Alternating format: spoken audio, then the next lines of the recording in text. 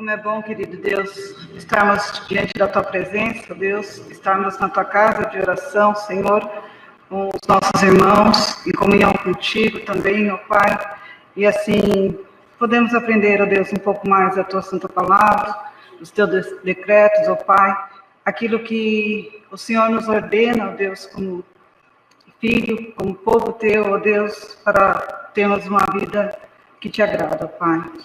Ó Deus, mas como é maravilhoso também, ó Deus, podemos nos colocar, ó Deus, diante do Teu altar, nos aconchegar, ó Pai, diante de Ti, ó Pai, diante desses pedidos de oração, ó Pai, feito pelos nossos irmãos. Nós Te agradecemos porque sabemos, ó Deus, que o Senhor, ó Pai, está no controle de todas as coisas, nada foge, ó Deus, das Tuas mãos. Lembramos aqui, ó Deus, da mãe do nosso irmão Paulino. Muito obrigada, Deus, porque tem tido melhoras, ó Pai, na vida dela, na sua saúde. Te pedimos que o Senhor continue, ó Deus, a fazer a Tua vontade naquela vida, ó Pai. Fortalecendo cada vez mais a fé em Ti também, ó Pai. Ó Deus, lembramos aqui da família da Janaína, com suas lutas ali, ó Deus, seu Zezinho, Dona Rosinha. Abençoe, ó Deus, grandemente aquelas vidas, ó Pai. Coloca a Tua mão de poder ali, ó Pai. Sabemos que o Senhor está, ó Deus, realmente no controle de todas as coisas, ó Pai. E tudo o que está acontecendo, Deus, tem a Tua mão ali, ó Deus. Pedimos que o Senhor continue, ó Deus, abençoando, direcionando, ó Pai, os corações ali, ó Deus, para que tudo seja resolvido, Senhor. Também pela avó do nosso irmão Eduardo, ó Deus, que tem sofrido a perda da sua filha. Acalma, Senhor Deus, aquele coração. Traz ânimo, traz alegria àquela vida, Pai. Sim. Pela vida do nosso irmão Alpenoro também, ó Deus. Te louvamos pela sua recuperação, pelo que o Senhor tem feito, ó Deus, na vida dele. Pai, foram meses de luta, mas o Senhor tem abençoado aquela vida, tem abençoado o Teu servo. Continue, Deus, sustentando aquele coração, Pai. Também te pedimos pela Rejane, pelo Gustavo, que tem sofrido muito também, ó Deus, com a perda da avó e mãe. Ó Deus, abençoe grandemente, Senhor, aqueles corações e que esteja se voltando, ó Deus, cada vez mais para Ti, ó Deus. Ó Pai, os demais pedidos que foram feitos, ó Deus, que o Senhor abençoe, Deus, cada um deles conforme a Tua vontade, conforme o Teu querer, ó Pai. Te pedimos pelos nossos irmãos que não estão aqui presentes também, ó Pai, que o Senhor toque no coração de cada um, ó Deus, abençoando suas necessidades, suas lutas, dando a eles, ó Deus, condições de estar cada vez mais diante da Tua presença santa, e aqueles que puderem, ó Deus, também estar aqui em comunhão conosco, Pai. E agora, em especial, te pedimos pelo estudo da Tua palavra. Fale, Senhor Deus, aos nossos corações, ajuda-nos, ó Deus, a colocarmos em prática os Teus ensinamentos, as Tuas leis, ó Deus. Mesmo diante deste mundo tão difícil, ó Deus, que possamos viver uma vida que Te agrada, uma vida que Te honra e glorifique o Teu santo nome. É o que Te pedimos, ó Pai, com o perdão dos nossos pecados, em nome de Jesus. Amém.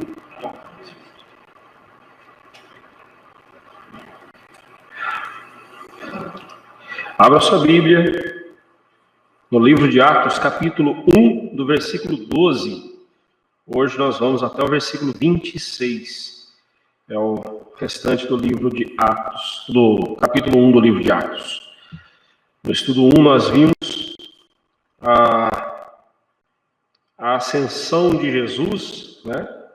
E vimos como a igreja deve pregar o Evangelho. Como pregar o Evangelho. Hoje nós teremos como assunto principal desses versículos como a igreja deve tomar decisões, como nós, como igreja, devemos tomar decisões. Nós vamos ver os exemplos aqui, que esses versículos nos mostram, as ações que nós devemos ter, olhando aqui esse momento em que a escolha dos discípulos de Matias como sucessor de Judas Iscariotes. Nós vamos ver como a igreja tomou essa decisão, né? E aprenderemos com esse momento da igreja cristã. Mais uma vez, vamos orar ao Senhor. Ó Deus, no estudo que teremos agora da Tua palavra, quando vemos a necessidade de tomar decisões que glorificam ao Senhor, nós te pedimos que esteja mostrando para nós, abrindo os nossos olhos diante desse texto tão precioso e possamos aprender com esses irmãos do passado e aprender com a tua palavra, Senhor Deus, e obedecer a tua palavra também quando tivermos que tomar decisões. Pedimos isso em nome de Jesus. Amém, Senhor. Como uma instituição, irmãos, a igreja, ela também se vê diante de situações em que ela deve tomar decisões.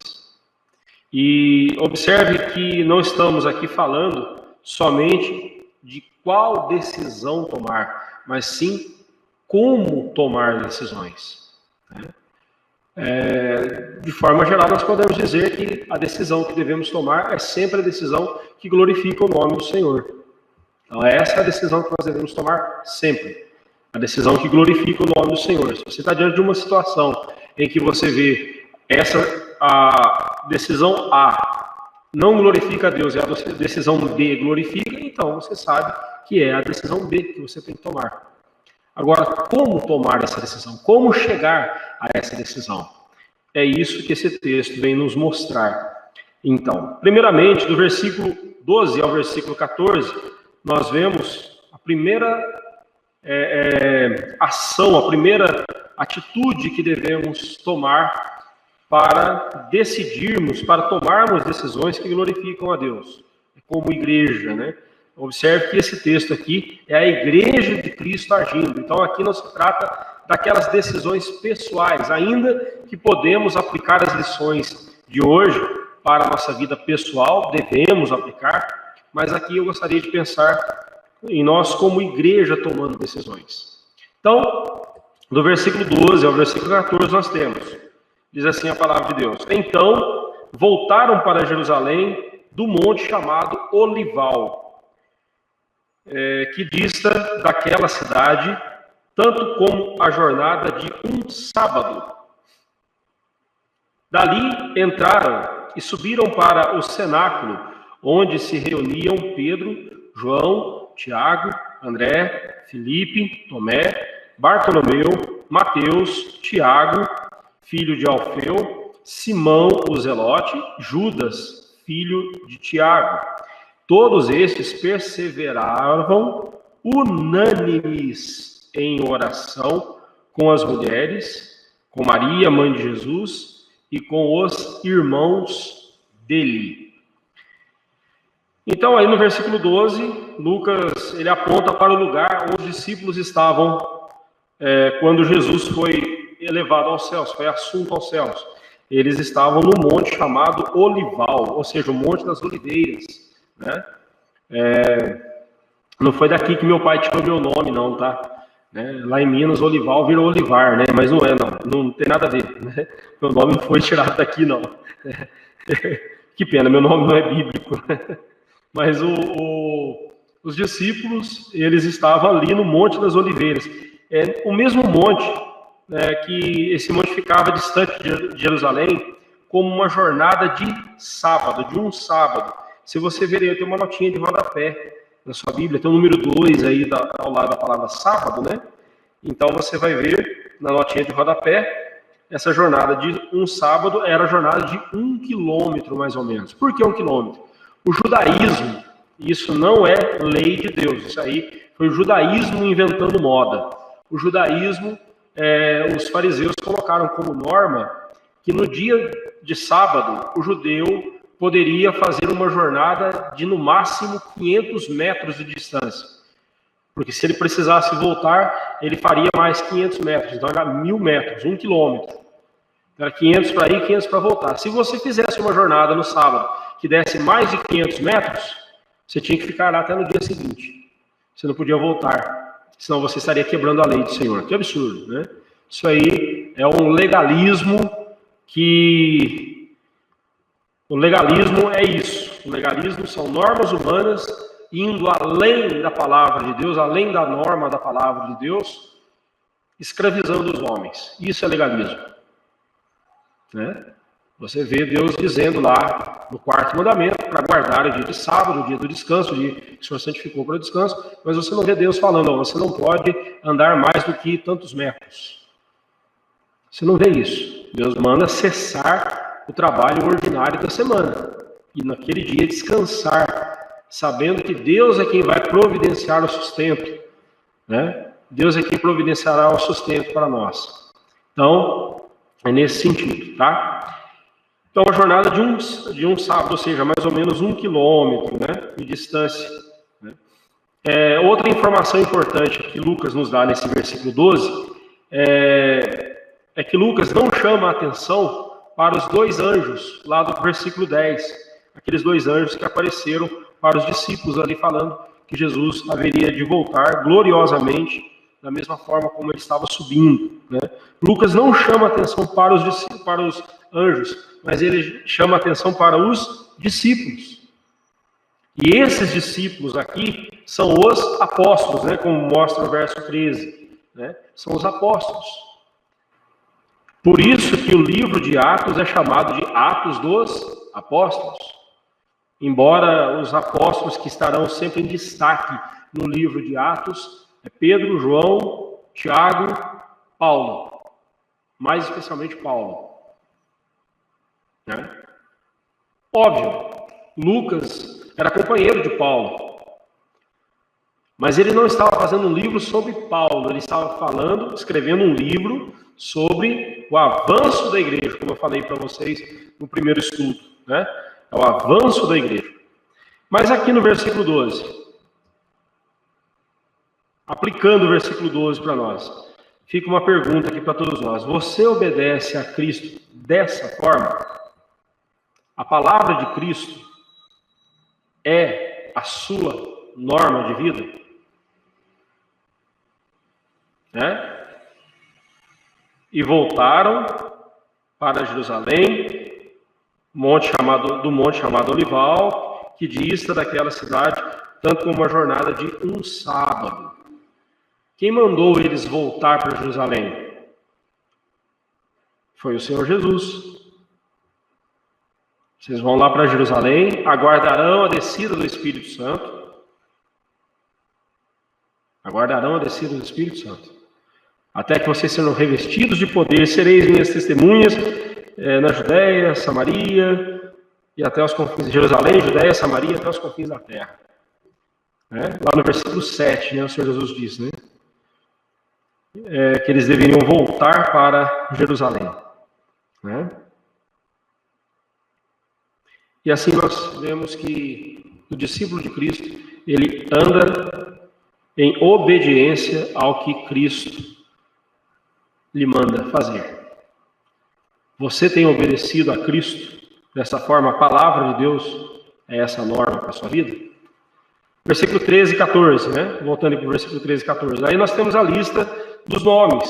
Né? Quando ali entraram, subiram para o cenáculo. Esse cenáculo teria sido o mesmo cenáculo onde Jesus Cristo celebrou a última Páscoa e a primeira ceia? Não sabemos, não temos como afirmar. Pode ser que seja, né? Mas também isso não é o importante. O importante é que eles estavam reunidos. A primeira ação que a igreja deve ter para tomar decisões que glorificam a Deus é perseverando em oração. Essa é a primeira lição para nós. Perseverar na oração.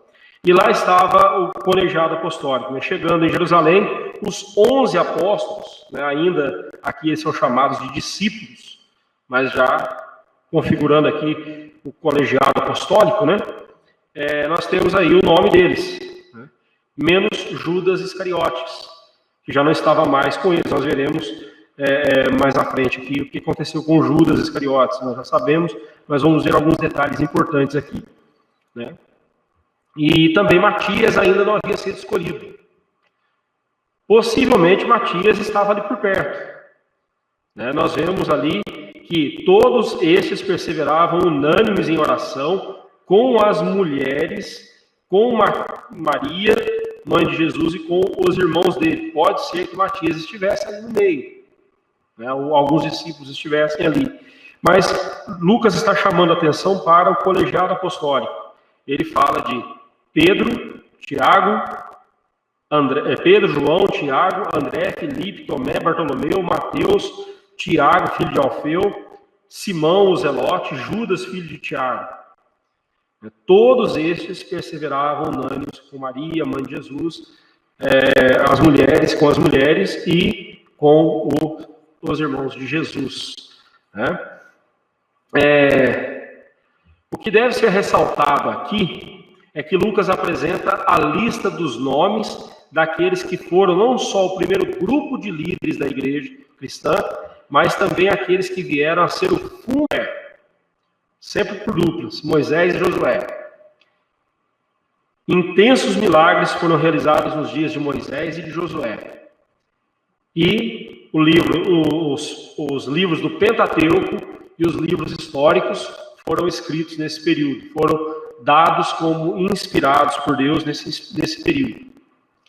Depois há uma pausa nos milagres. O segundo momento na história da revelação bíblica, que nós vemos intensos milagres acontecendo, é com Elias e Eliseu. E aí você tem a era dos profetas, né? O Espírito Santo inspirando os autores que escreveriam os profetas, os escritos proféticos. E o terceiro momento da revelação na história, da revelação de Deus na história, com intensos milagres e prodígios, foi nos dias de Jesus e dos apóstolos. E aí você tem todo o Novo Testamento.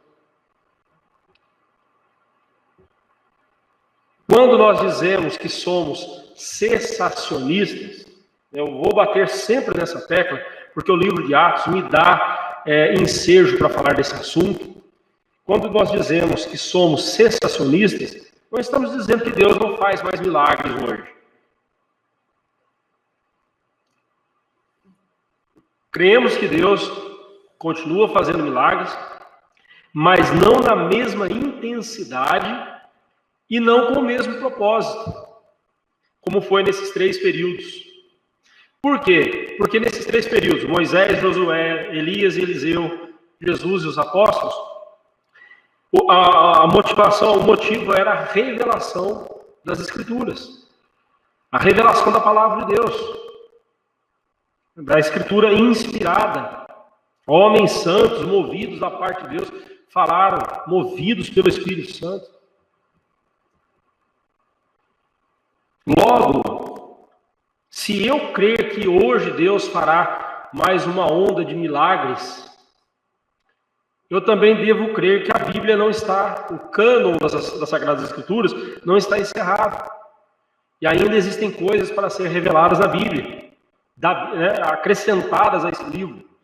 E aí eu rasgo o Apocalipse e jogo fora, que diz que nada deve ser acrescentado e nem retirado desse livro.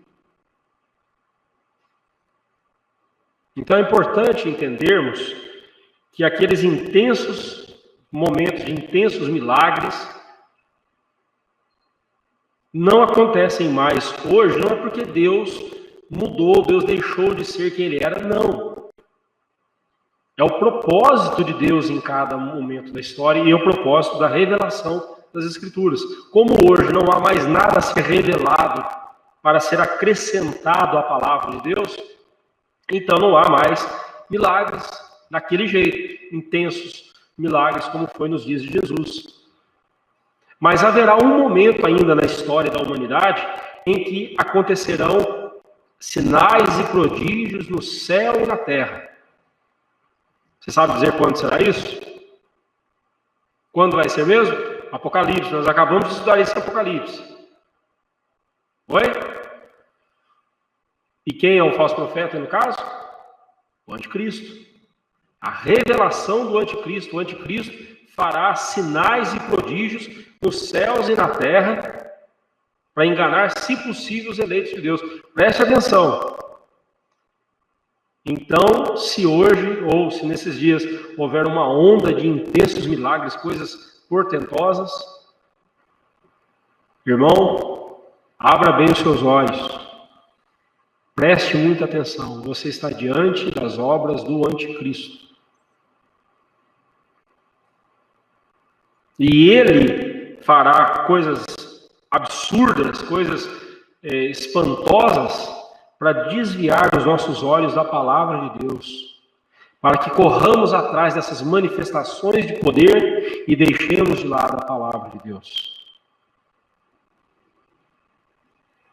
Agora você só cai na conversa do anticristo se você quiser, porque alertado você está. Eu não me preocupo em fazer eventos de milagres e tudo mais. Isso não me chama atenção e eu nem tenho poder para isso mesmo também. A única coisa que eu quero é conhecer a palavra de Deus. Porque aqui eu estou seguro. Aqui o inimigo não me engana. Aqui o inimigo não tem poder para me enganar. Vamos em frente. Ficou claro isso então? Mas vamos lá. Outra verdade importante aqui nós estamos destacando é a prática da oração. Eles foram para este cenáculo e ali perseveraram unânimes em oração. Uma coisa que eu quero que você tenha em mente enquanto estivermos estudando o livro de Atos é algumas palavras como, por exemplo, unanimidade e a intrepidez.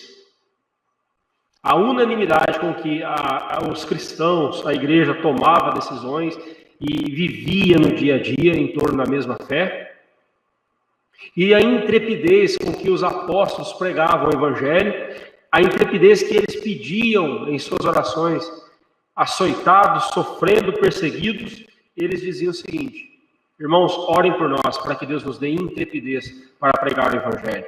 Ou seja, que Deus nos dê coragem para continuar pregando o evangelho, mesmo quando formos atacados e formos massacrados pelos nossos algozes.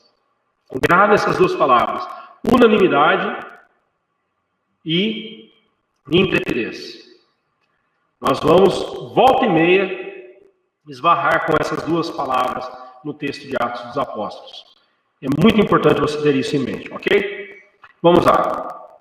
Então, essa verdade é sobre a oração, né? Eles foram para o cenáculo e ali perseveraram unânimes em oração, junto com as mulheres, com Maria, mãe de Jesus, e com os irmãos dele. Nós temos aqui o que podemos chamar de o núcleo da igreja primitiva, né? O núcleo ali, o grupo mais central da igreja primitiva, né? Os irmãos de Jesus que aqui são mencionados não eram filhos somente de José, como afirmam os romanistas, né? Que a igreja romana diz que os irmãos aqui de Jesus não eram irmãos de Jesus que nasceram de Maria, mas sim eram filhos de José de um primeiro casamento que ele tivera antes de casar-se com Maria. Maria era a segunda esposa de José. Bem, só falta para nós dados históricos para confirmar isso que eles estão dizendo.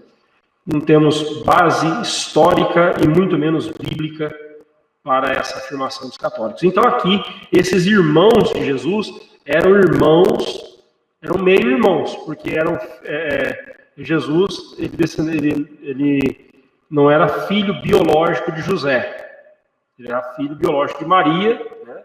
E foi gerado por obra do Espírito Santo no ventre de Maria. Mas esses irmãos de Jesus aqui eram todos eles filhos de José e Maria. Eram meio irmãos de Jesus, mas eles eram irmãos legítimos, né? Irmãos de pai e mãe, né? De pai José e mãe Maria.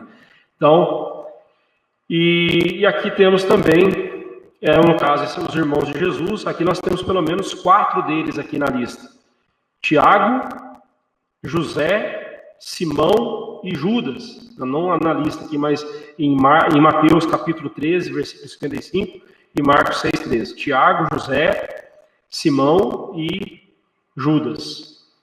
Depois que Cristo ressuscitou, eles creram em Jesus. Antes da ressurreição de Jesus, João relata que nem mesmo os irmãos de Jesus criam nele, né?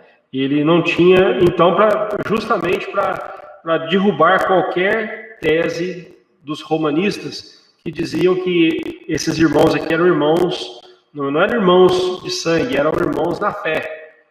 Mas se eram irmãos na fé, por que eles não criam em Jesus? Como que eles poderiam ser irmãos na fé se eles não criam em Jesus? Só vieram a crer depois da ressurreição de Jesus. Mas enquanto Jesus estava com eles, eles não criam em Jesus, né? Nessa lista que temos aqui, esse Tiago tornou-se o líder da igreja de Jerusalém e foi aquele que escreveu a carta que leva o seu nome. Tiago, irmão de Jesus, não era apóstolo, não foi apóstolo. O Tiago que escreveu lá a carta de Tiago não era apóstolo, ele era líder da igreja, mas não era apóstolo. Esse Judas, irmão de Jesus, também escreveu a carta que leva o seu nome. E ele não era apóstolo também. Mas ele era irmão de Jesus, né? Já José, os outros dois irmãos de Jesus, José e Simão, nós não temos nenhuma outra informação sobre eles, né? Uma aplicação que fica para nós aqui do versículo 13 e 14, né? Uma liderança que ora e permanece unânime em oração demonstra sua dependência total de Deus. Além disso, estimula a igreja a orar também. Você tem perseverado na oração? Temos nós perseverado na oração? É muito importante, irmãos, estarmos ao lado de outros irmãos na prática da oração para nos estimularmos nessa bendita prática. É muito importante reuniões de oração, estarmos juntos orando. Esse ano tem sido um ano de fraqueza espiritual para todos nós. Eu não estou dizendo que você não tem orado o suficiente em casa, não tem lido a Bíblia. Sim, os crentes continuam fazendo isso, porém, o elemento congregar, né, estar junto, congregando, orando juntos, louvando juntos, bendizendo o nome do Senhor juntos, isso é essencial para a vida cristã. Até hoje coloquei lá no nosso grupo, né? Lá no nosso grupo do WhatsApp, né?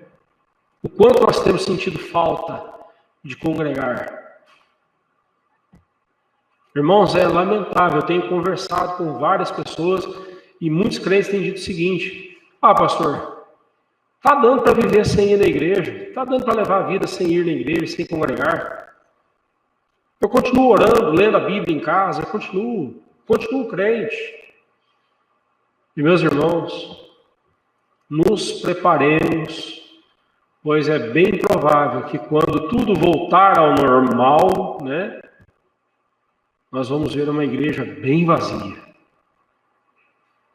Nós vamos ver uma igreja bem vazia, não, mas bem esvaziada.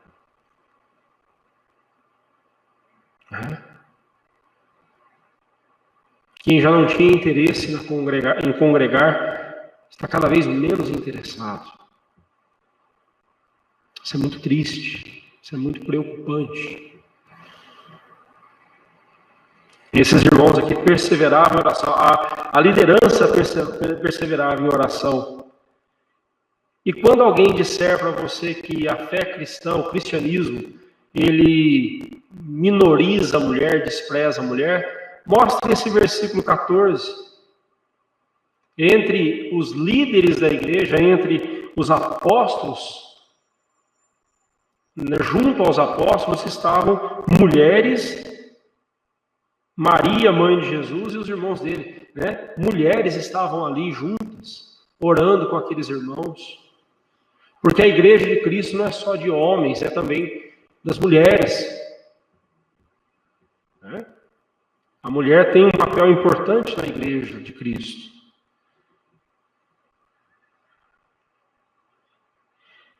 Vamos lá. Em segundo lugar, para tomarmos decisões que honrem a Deus, além de perseverar na oração, nós também precisamos seguir observando a palavra de Deus. Observar aqui é obedecer, né?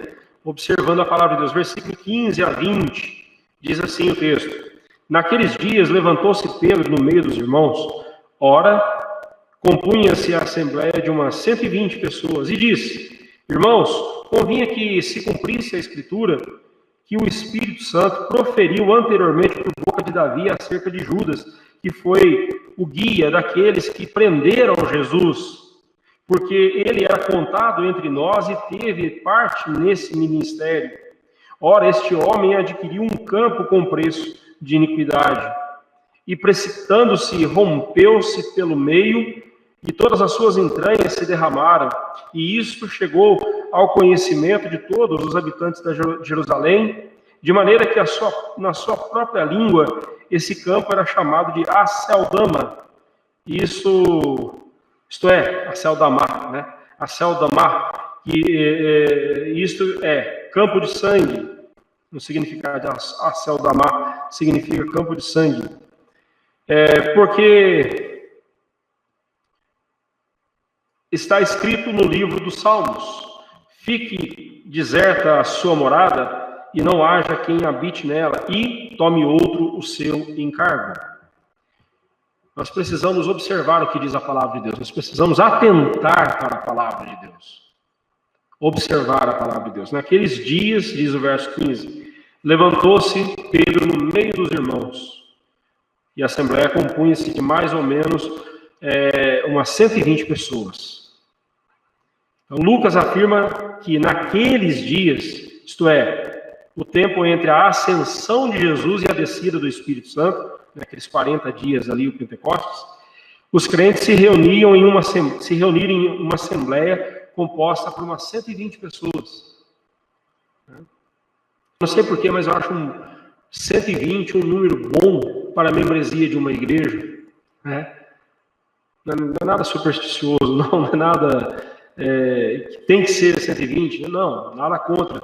Aliás, a Bíblia não fala qual é o tamanho certo de igreja. A Bíblia não fala se é 120, se é 10 mil, se é 5 mil. Né?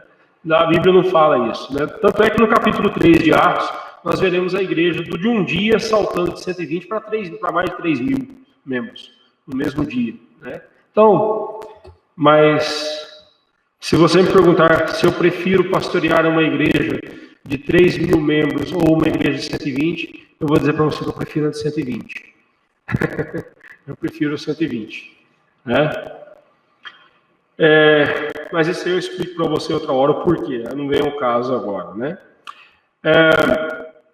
Então, essas 120 pessoas estavam ali, essa assembleia ali reunida, para orarem e também decidirem sobre quem ocuparia a vaga deixada por Iscariotes, né, por Judas Iscariotes, ali a vaga no apostolado. Pedro, então, se levantou e chamou a atenção dos irmãos para o fato. Né? Interessante, nós vemos Pedro, né, tomando a dianteira. Né? Aqui está o início do ministério apostólico que mostra para nós, indiscutivelmente, que Pedro foi o líder da igreja de Jerusalém no princípio. Né? Ele não foi o primeiro papa, não vem com essa história para cima de mim, porque isso aí não cola. Né? Isso aí é totalmente anacrônico, é fora de tempo, fora de sentido. O primeiro papa da história vai aparecer lá no 5º século da igreja cristã. O primeiro papa, como a igreja católica tem hoje, vai aparecer só lá no 5º século. Né? Pedro não foi o primeiro papa. Aliás, para ter sido papa, ele tinha que ter sido solteiro, e ele era casado. Né? Então, vamos deixar que os católicos respondam essas questões, tentem responder essas questões. Para nós, elas não têm valor algum.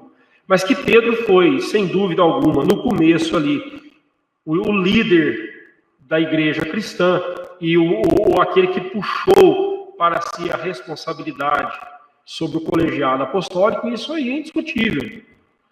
Né? Por quê? Será que é porque ele era o mais velho? Bem provável. Né? Eu prefiro crer que foi a ordem de Cristo, lá no último capítulo de João, quando o Senhor Jesus restaura Pedro, o Senhor Jesus então dá ali a Pedro as diretrizes, né? Apacenta as minhas ovelhas, apacenta o meu rebanho, apacenta as minhas ovelhas, né? E então, é isso para mim que deu base para Pedro agir como ele está agindo aqui. Então Pedro se levanta no meio da assembleia e puxa para si a liderança, né, ali da igreja, né? Ele puxa a responsabilidade que o Senhor Jesus mesmo lidera, lá em João 21, versículo 15 a 17. Na igreja de Cristo, os líderes devem trazer a responsabilidade para si, mas a tomada de decisões é sempre coletiva. Por exemplo, na igreja presbiteriana nós temos o conselho. Eu sou pastor da igreja e eu tenho que puxar a responsabilidade para cima de mim. Mas as decisões são tomadas pelo conselho. Não é o pastor Olivar que decide isso ou aquilo. Pode até partir de mim isso, como líder, né? Como presidente do conselho, como pastor da igreja. Mas a decisão é do conselho. Haverá decisões que o conselho julgará necessário que a igreja também participe. Então o conselho convoca uma assembleia e nessa assembleia, então, as decisões serão tomadas em conjunto, né? Como líder, você demonstra responsabilidade naquilo que lhe foi confiado. E como membro, você demonstra respeito pelas autoridades da igreja. Pense nisso. Se você é líder na igreja, em alguma área, em algum ministério da igreja, algum setor da igreja, se você tem alguma responsabilidade, algum ofício na igreja, a pergunta é, como líder, você demonstra responsabilidade naquilo que foi confiado a você? Ou você faz do jeito que dá para ser feito? E como membro da igreja, você demonstra respeito àqueles que foram imbuídos de autoridade para cuidar da igreja? Uma das coisas mais difíceis para a liderança da igreja é lidar com membro rebelde. Membro que só quer causar tumulto. Membro que só quer demonstrar que está descontente com alguma coisa, que bom para ele era o que era antes, agora não está legal. E aí, mais à frente, quando vier outro pastor ou outra liderança, o que sempre é o que foi embora. Eu não vou citar o nome, mas eu conheço uma igreja assim. Pastor bom para ela é o pastor que foi embora. Mas enquanto aquele pastor estava ali, o pastor era ruim, o pastor não atendia as necessidades da igreja. E aí, quando aquele pastor ia embora e vinha outro, no começo era maravilha. Depois de alguns meses, começava a choradeira. Ah, pastor bom é o pastor que foi embora. Aquele pastor sim era bom, mas interessante que quando ele estava aqui, você não deu valor. A gente tem que tomar muito cuidado com isso. Isso não é só em relação ao pastor, isso é em relação aos presbíteros, aos diáconos, aos professores de escola dominical. Né? Vai chegando o final do ano, na hora de nomear as pessoas para assumir cargos no ano seguinte, é uma tristeza. Por quê?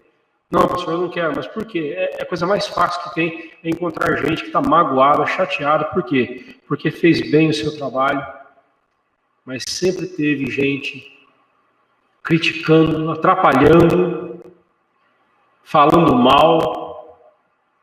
É claro que você não deve deixar de trabalhar na obra do Senhor porque tem alguém falando mal de você ou tem alguém criticando você. Se você fizer isso, é porque você também está querendo confetes. Mas cá para nós, que desanima, desanima. Eu até entendo, às vezes, alguns irmãos que não querem assumir cargo nenhum na igreja. Por quê?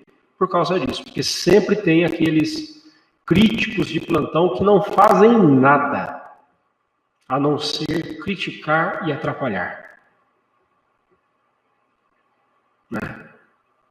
Vamos em frente. Versículo 16 e 17. Versículo 16 e 17 diz, Pedro, se levanta e diz, irmãos, convinha que se cumprisse a Escritura.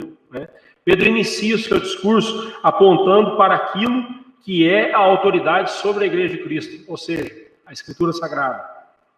A autoridade sobre as nossas vidas é a Escritura, meus irmãos.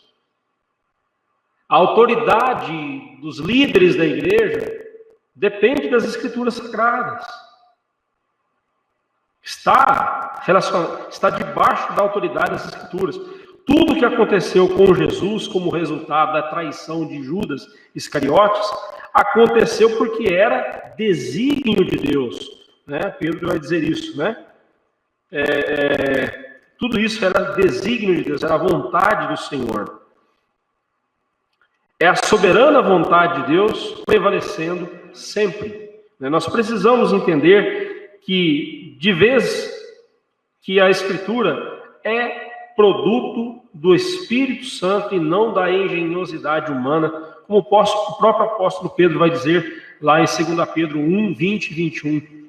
Nenhuma profecia surgiu de particular elucidação, O sujeito estava lá e de repente, entendi, é isso então. Não foi porque o homem foi elucidado, particularmente sozinho, ele entendeu alguma coisa e então resolveu registrar. Não.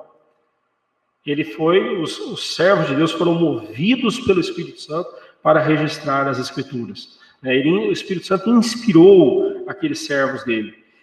Em segundo lugar, o que Deus prometeu no Antigo Testamento teve o seu cumprimento no Novo Testamento, especialmente em relação a Cristo. Então, tudo que aconteceu com o Senhor Jesus já estava predito no Antigo Testamento. Por isso que teve que acontecer, por isso que aconteceu do jeito que aconteceu. Judas Iscariotes foi chamado por Jesus para servi-lo junto aos demais apóstolos. Por isso Pedro disse que ele havia sido contado entre nós e teve parte neste ministério. Por certo, meus irmãos, o escritor aos Hebreus estava pensando em Judas Iscariotes quando ele escreveu Hebreus 6, 4 a 6. Vamos lá comigo? Hebreus 6, 4 a 6. É um texto bem difícil, mas que deve ser entendido da perspectiva de um Judas Iscariotes.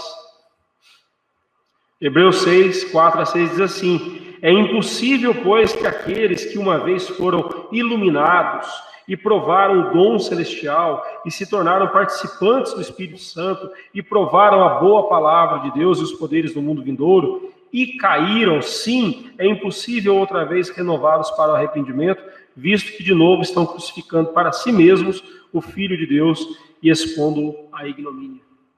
É Judas.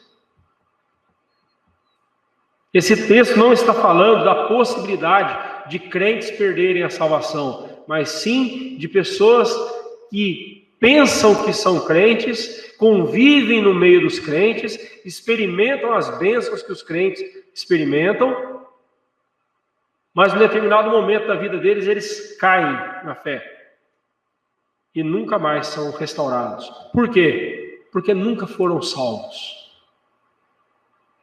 Judas, como o Senhor Jesus mesmo o chamou, ele era filho da perdição. Ele era diabo, adversário. A palavra diabolos, de onde vem a palavra diabo, significa isso, adversário, inimigo, opositor, Então, é importante que você creia que toda a Escritura Sagrada é obra do Espírito Santo e por isso mesmo tudo que nela está escrito é verdadeiro. Tudo que nela está registrado é a vontade de Deus que aconteceu e acontece sempre como Deus determina. É a vontade de Deus prevalecendo, Então fica aí uma aplicação para nós no verso 16 e 17. Você crê na Escritura como obra do Espírito Santo que revela a vontade de Deus para a sua vida? Ou ainda guarda dúvidas sobre a Bíblia? Ou ainda você olha para a Bíblia e diz assim, mas será que é assim mesmo? Será que o que a Bíblia está dizendo aqui será que aconteceu isso mesmo? Será que Jesus andou por sobre as águas mesmo? Será que Jesus ressuscitou de fato mesmo? Será que não foi só na intenção dos discípulos, né? Como dizem os teólogos liberais? Jesus não ressuscitou, ele só ressuscitou na intenção dos discípulos. Ou seja, assim como você e eu, quando perdemos um ente querido e dizemos assim, ele não morreu, ele continua vivo em meu coração e continuará vivo em minha memória.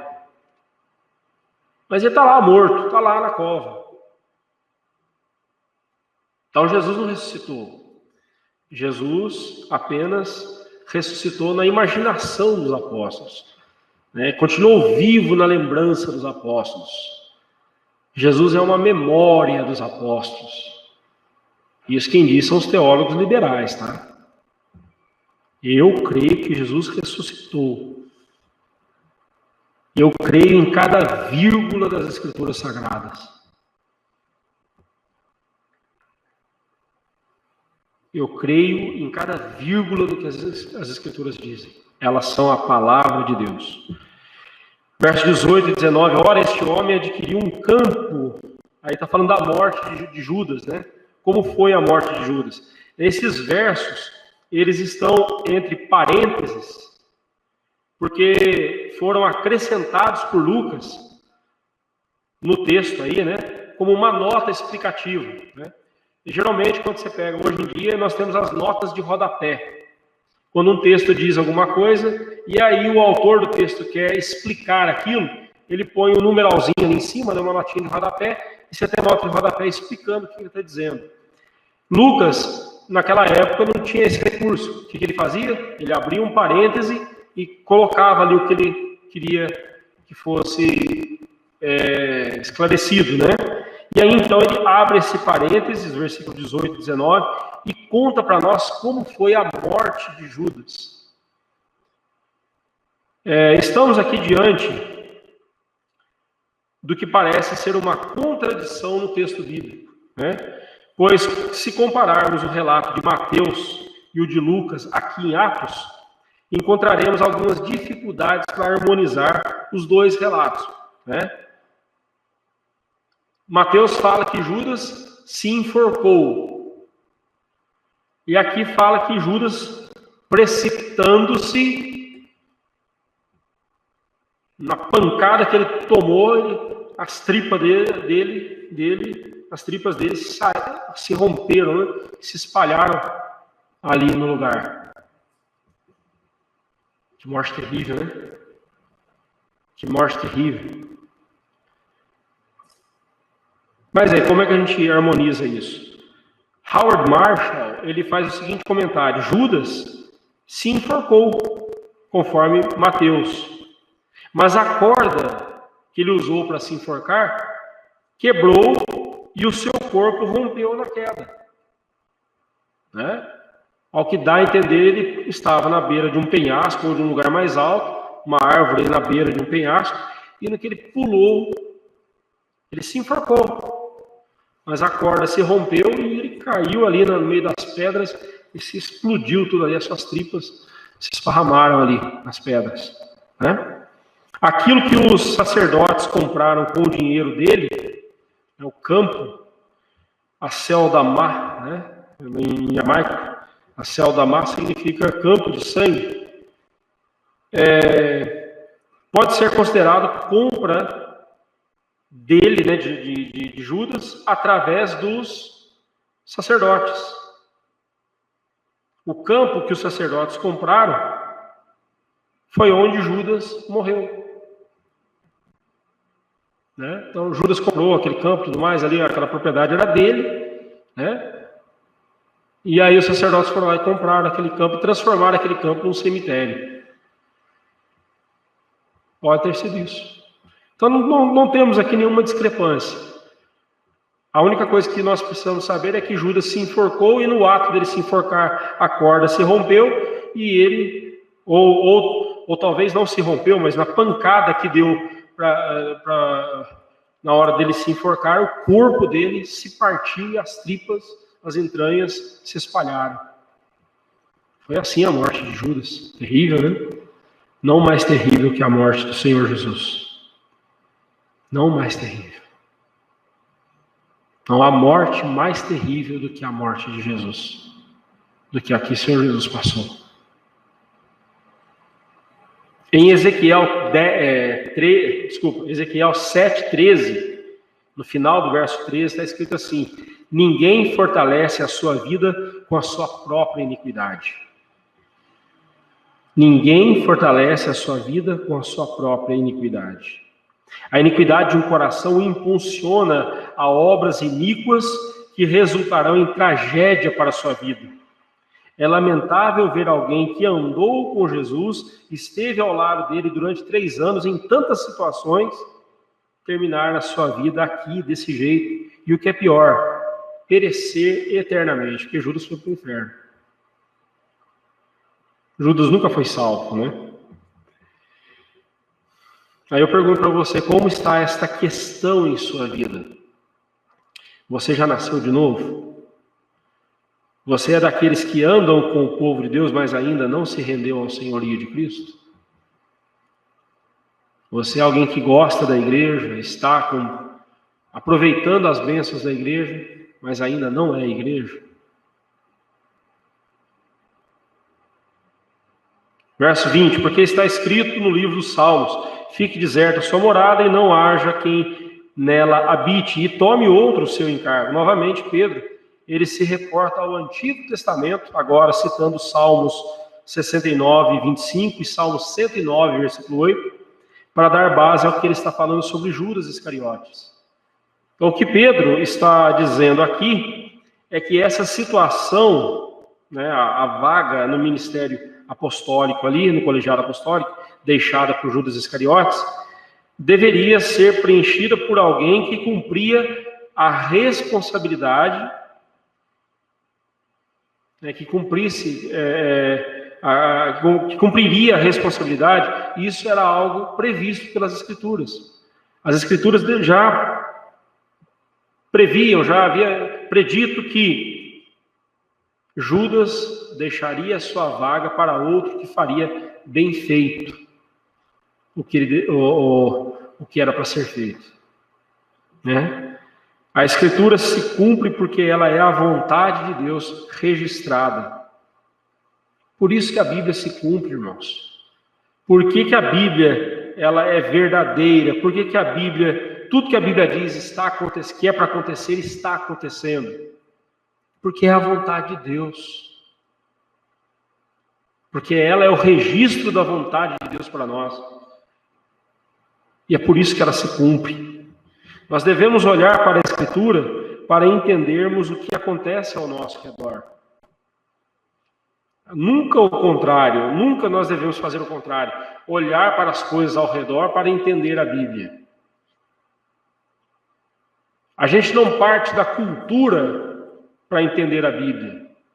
É justamente o contrário. Eu uso a Bíblia para entender a cultura ao meu redor. Por partirem da cultura para entender a Bíblia, por fazerem isso, muitas igrejas têm práticas absurdas como ordenação feminina. E você pode ver toda a argumentação para ordenar uma mulher ao pastorado, agora até ao apostolado, né? Tem até apóstola agora, né? Toda a argumentação ela é sociológica, cultural, não é bíblica. Você não tem um respaldo bíblico sequer para tal atitude. Só estou dando um exemplo, tá? No versículo 20, nós temos a seguinte aplicação para nós. Todas as decisões que a igreja tem que tomar, quer no papel da liderança, quer como assembleia, né, como toda a igreja juntas, devem ser tomadas com base no que a Escritura diz e não no que julgamos ser o melhor. Não é o que a gente acha que é melhor que deve ser feito. É o que a Bíblia diz. É o que a Bíblia manda, é o que a gente tem que fazer. E aí eu te pergunto, como você costuma tomar suas decisões? Com base na palavra de Deus ou na sua intuição? Eu estou intuindo, né? Eu estou tendo uma intuição aqui de que é para fazer assim, assim é o melhor. Irmãos, não é assim que a gente toma decisões. Eu fico imaginando João Batista no calabouço esperando para ser decapitado. Ele tinha certeza de que havia feito a vontade de Deus. Quando tocou o dedo na cara de Herodes e disse assim, você é um adúltero. O que você está fazendo é pecado. Você está tendo um caso com a sua cunhada. Isso é pecado. Você é um adúltero. Ele fez o que era certo. Mas ele estava aguardando ser decapitado. Nós não fazemos aquilo que achamos ser o melhor. Nós fazemos aquilo que temos certeza que é o correto a ser feito, porque é a vontade de Deus. Por fim, meus irmãos, não nos esqueçamos, né, de que o nosso coração é traiçoeiro, conforme Jeremias 17:9. Nunca siga o seu coração. Se você quer se dar mal na sua vida, se você quer desobedecer a Deus, é só seguir o seu coração. Mas não faça isso. Não seja louco. Então nós vimos aqui, perseverando na oração, né? Nós precisamos perseverar na oração para tomar decisões. Nós precisamos observar a palavra de Deus, obedecer a palavra de Deus. E por fim, nós precisamos estar sempre cuidando do bom testemunho. Nós tomamos decisões que agradam a Deus, que glorificam a Deus, quando nós estamos cuidando do bom testemunho. Versículo 21-26. É necessário, pois, que dos homens que nos acompanharam todo o tempo que o Senhor Jesus andou entre nós,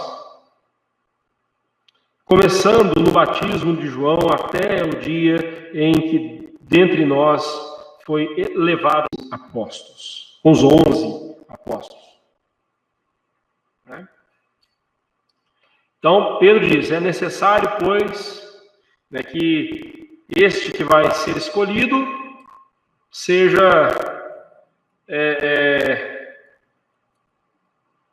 tenha andado conosco durante o tempo que o Senhor Jesus esteve com eles, né? Aqueles 3 anos. Então tinha que ser alguém, Jaina, por favor, para mim. Fazer curso no Japão para abrir esses copinhos de água, viu?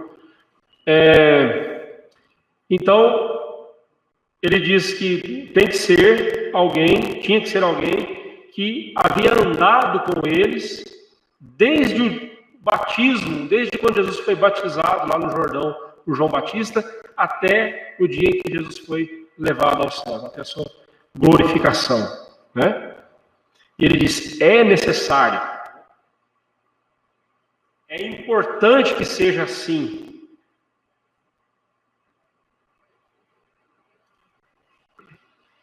Não só era importante que ele tivesse acompanhado durante todo o tempo que Jesus andou com eles, né, ali entre eles, não só por alguns tempos, mas desde o batismo de Jesus até a sua glorificação, né?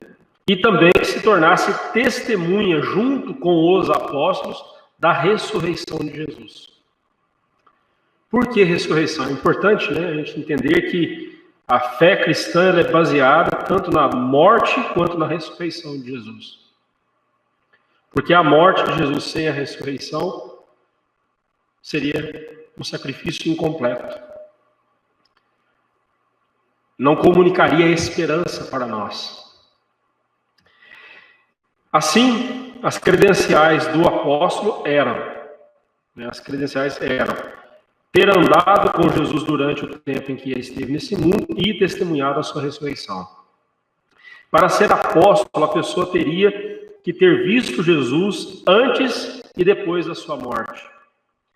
É por esse motivo que, mesmo sofrendo a contestação de muitos, Paulo é considerado o último dos apóstolos, porque ele viu Jesus antes de morrer e depois de ressuscitar, especialmente quando o Senhor Jesus lhe apareceu no caminho de Damasco, lá em Atos 9, versículo 1 a 9, e depois de 3 anos no deserto da Arábia, onde ele recebera a revelação de todo o Evangelho de Cristo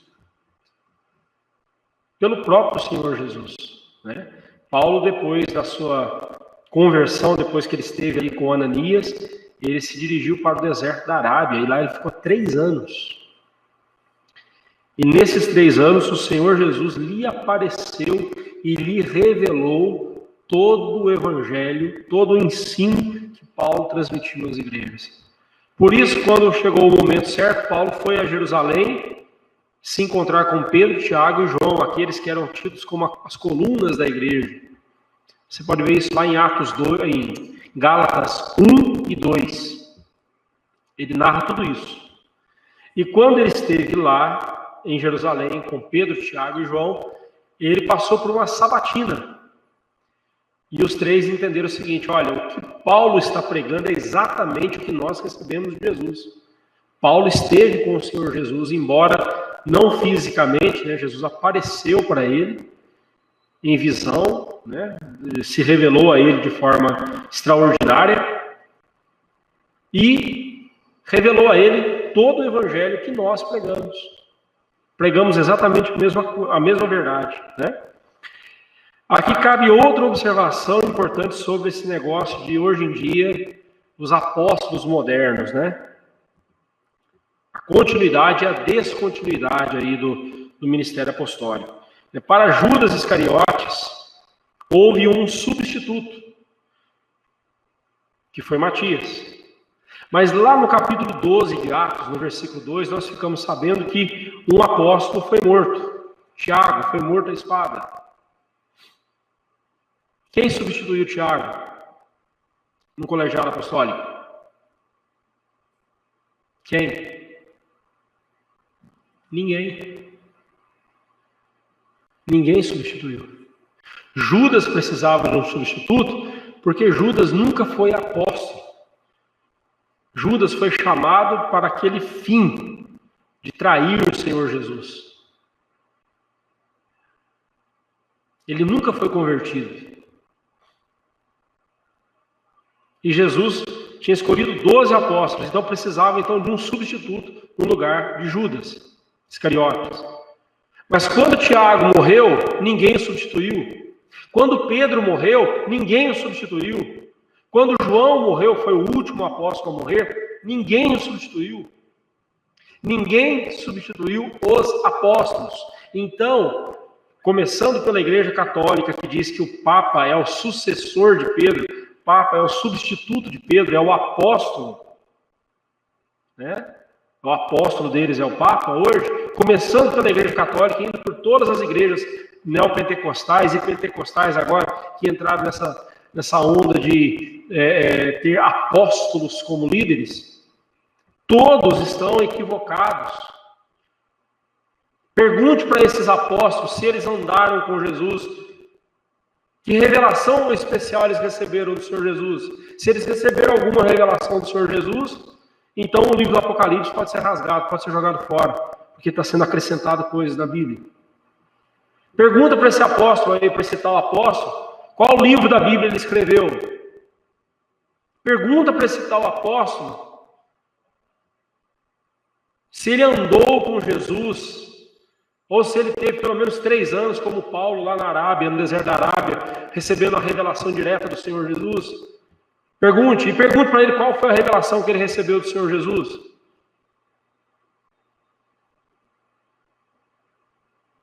Irmãos, só existe 2 razões para alguém se intitular apóstolo hoje.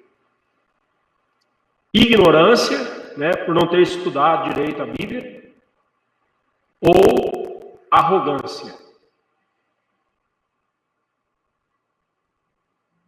Tem um maluco aí chamado René Terranova, que nem mais, ele começou como pastor, depois virou bispo, depois virou, a última dele agora, ele é pai apóstolo. O que é isso? Pai apóstolo. Não é pai apóstolo, não. Existe lá na história da igreja, lá nos primeiros séculos da igreja cristã, aquilo que são chamados de pais apostólicos. Mas os pais apostólicos não eram pessoas, eram documentos escritos pelos líderes, pelos teólogos da igreja. Então ele quis se intitular pai apostólico, ele já está acima até dos apóstolos, daqui a pouco o camarada vai se declarar semideus ou Deus. Onde vai parar isso, meus irmãos? Ah, pastor, mas é que a palavra apóstolo significa, no grego, apostelo, enviado.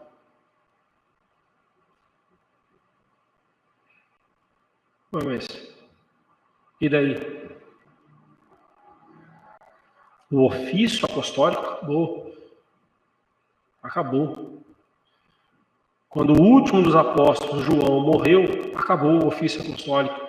E a gente vê João transferindo dos apóstolos para os presbíteros o cuidado com a igreja. Por isso que João, nas 2 últimas cartas, ele já se apresenta como o presbítero.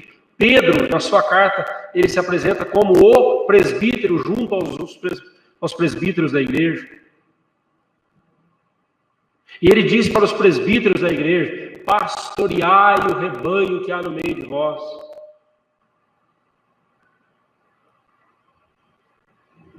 Então, ou é ignorância ou é arrogância que faz um cidadão se dizer apóstolo, né? O versículo 21 e 22 nos chama a atenção para o seguinte fato: os apóstolos eram discípulos que viveram com Cristo. Hoje, um discípulo de Cristo é aquele que tem a vida de Cristo em seu coração. E aí fica uma pergunta: você é uma testemunha de Cristo neste mundo? Você se distingue de alguém? Você se distingue como alguém que conhece a Cristo e anda com Ele e proclama a sua ressurreição? Ou as pessoas não te reconhecem como um crente em Cristo Jesus? Verso 23, 24 e 25. Então, propuseram 2, o nome de José, chamado Barsabás, cognominado justo, e Matias, e lançaram sorte sobre eles, e a sorte veio a cair sobre Matias. A sorte veio a recair sobre Matias, no versículo 26. Após haverem proposto os nomes de José Barsabás, filho de Sabás, Barsabás significa filho de Sabás, ou filho do sábado, filho do descanso, cujo nome latino era o Justo, e Matias, ou Matatias, algumas traduções trazem Matatias, novamente se entregaram ao exercício da oração. Novamente nós vemos aqui eles exercitando na oração para tomar decisões. Mostrando mais uma vez que, apesar da autoridade que tinham, eram incapazes de tomarem uma decisão por si mesmos. E por isso mesmo, apresentaram 2 nomes em vez de apenas um. Eles já estavam confusos, né? Então, isso mostra para nós como nós precisamos ser orientados por Deus. Mas eles estavam afunilando ali, né? A decisão até chegarem na decisão correta e Deus revelar-lhes o que estava em seus corações. Essa palavra que Pedro diz, né? No verso 24. Tu, Senhor, que conheces o coração de todos, revela-nos qual desses 2 tens escolhido para preencher a vaga neste ministério e apostolado do qual Judas se transviou, né? Indo para o seu próprio lugar. Ou seja, ele era filho da perdição, ele foi para a perdição, né? E foi Deus então quem revelou. A igreja precisa refletir em suas decisões sobre a vontade de Deus. Ela precisa sempre mostrar sua total dependência de Deus, ainda que pareça ter diante de si opções bem definidas. Se você, em suas decisões, tem demonstrado dependência absoluta de Deus, então você está dando um bom testemunho. Mas você tem demonstrado essa dependência de Deus nas suas decisões, sempre orando, buscando a Deus orientação? Ou quando as coisas parecem claras para você, você se precipita e toma uma decisão sem consultar a Deus e entender claramente a sua vontade? Aí em Efésios 5,17, a Bíblia nos admoesta a compreender qual a vontade do Senhor. Matias e José Barsabás eram nomes adequados para o apostolado. Qual dos dois agora? Precisava só de um. Vamos pegar o mais velho, ou mais bonito, ou que tem menos dificuldade para falar. Mas não é assim. Eles oraram. E aí no verso 26 diz que eles lançaram sortes e a sorte recaiu sobre Matias, sendo-lhe então votado lugar entre os 11. Né? A questão de lançar sortes, aqui tem sido alvo de críticas. Né? Alguns comentaristas chegam até a dizer que o que aconteceu aqui foi um erro por parte da igreja primitiva, que em vez de esperar o 12º apóstolo, que era o apóstolo Paulo, né? Ela adiantou, ela se precipitou, foi lá e escolheu um para ocupar a vaga. Devia esperar um pouco mais. Alguns meses depois, Paulo haveria de ser convertido, só que eles não sabiam disso, né? Aí eles foram lá, Pedro, como sempre, Pedro era muito afoito, ele foi à frente, levantou o povo e fez a eleição e escolheram Matias. E alguns dizem que a igreja primitiva errou aqui, né? Mas tal argumento é insustentável. Eu discordo totalmente desse argumento de que a igreja errou em escolher Matias, né? Pois nada mais sabemos, por exemplo, o argumento que eles usam é o seguinte: porque escolheram Matias, mas depois daquela escolha de Matias nós não sabemos mais nada sobre ele desaparece na história. Os únicos nomes que aparecem em Atos é Pedro, João, Tiago, Paulo. Então eles erraram, não devia ter escolhido Matias, devia ter esperado Paulo, né? Quando Paulo viesse a ser apóstolo. Eu discordo desse argumento porque também nós não sabemos nada mais sobre André, Bartolomeu, Tomé, Mateus, Tiago, filho de Alfeu, Simão, Zelote. Nós não sabemos mais nada sobre eles também.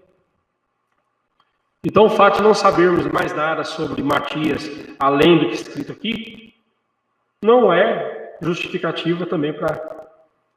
Não serve justificativa, porque também nós não sabemos mais nada que aconteceu com os outros apóstolos, esses nomes que eu citei, né?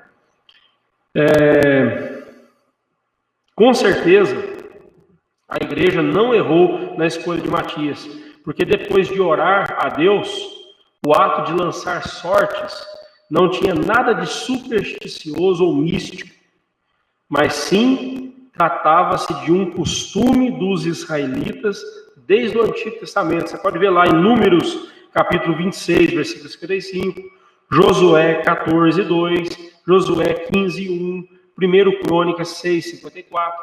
Lançar sortes era um costume dos judeus, né?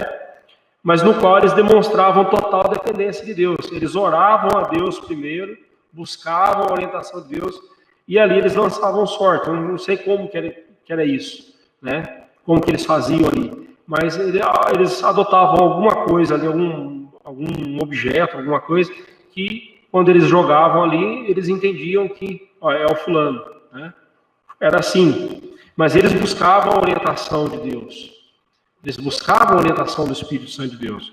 O Espírito, o que importa aqui é que depois que o Espírito Santo desceu sobre eles, ali em Atos 2, nós veremos semana que vem, nunca mais os apóstolos usaram esse negócio de lançar sortes.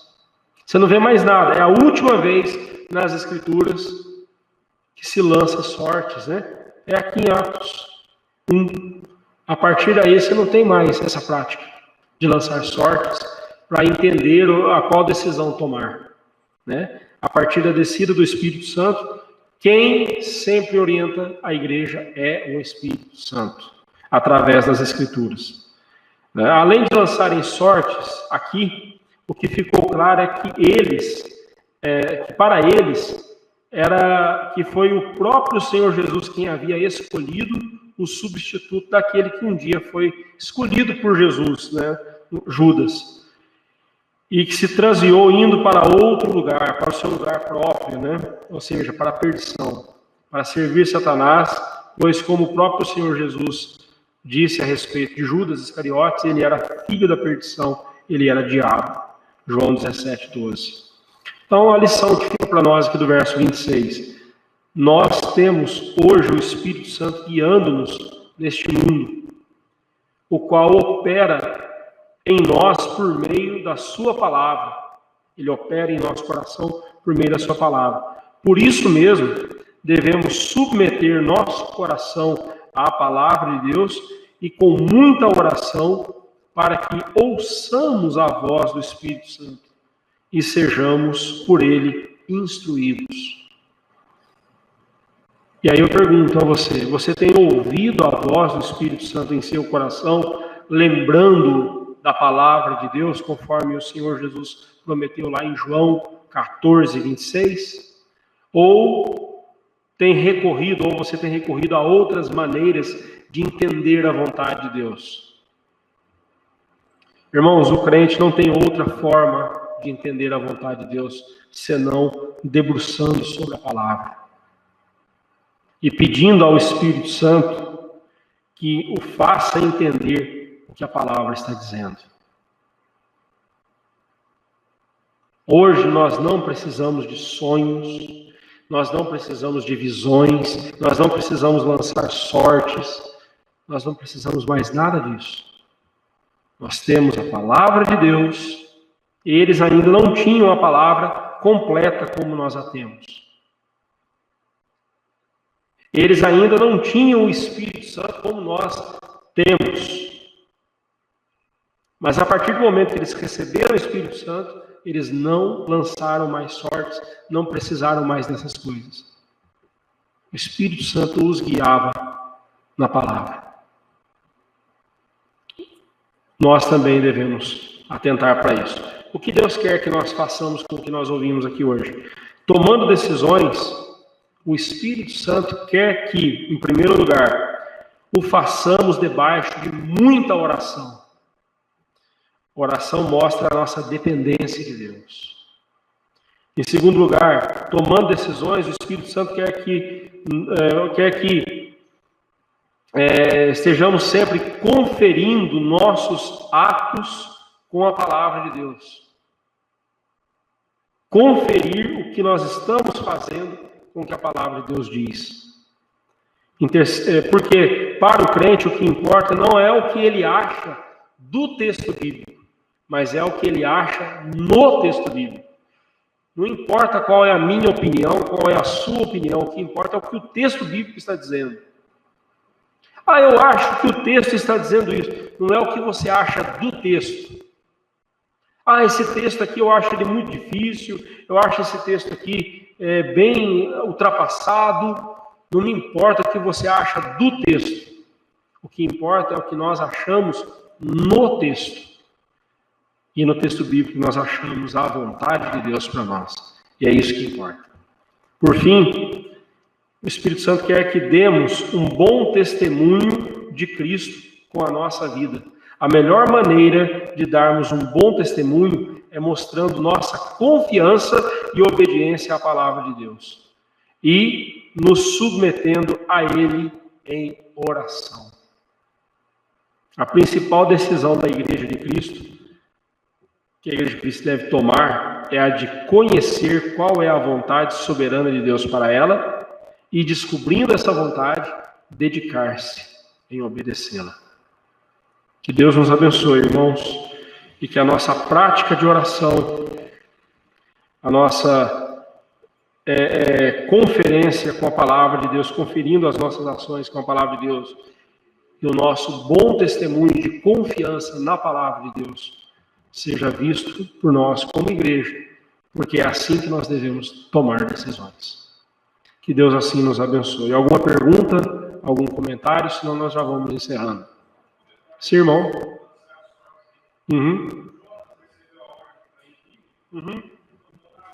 Sim.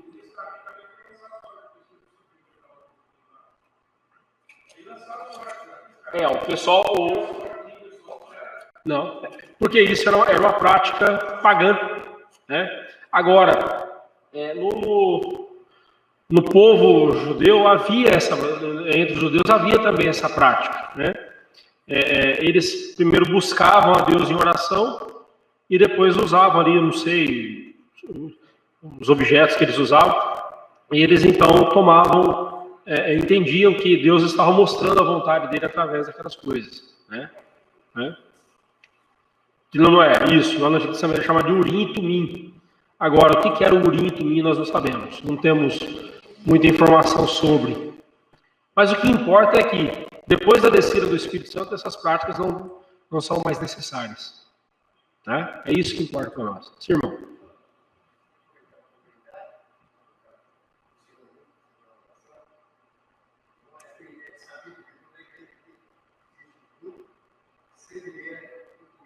Seis e meia.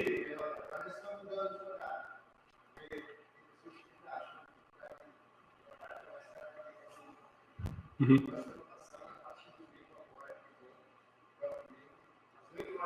8 horas da manhã aqui na igreja. Certo. A reunião de oração aqui às 8 horas da manhã, domingo, todos os domingos, né? O PH promovendo essa reunião de oração. Muito bom. Né?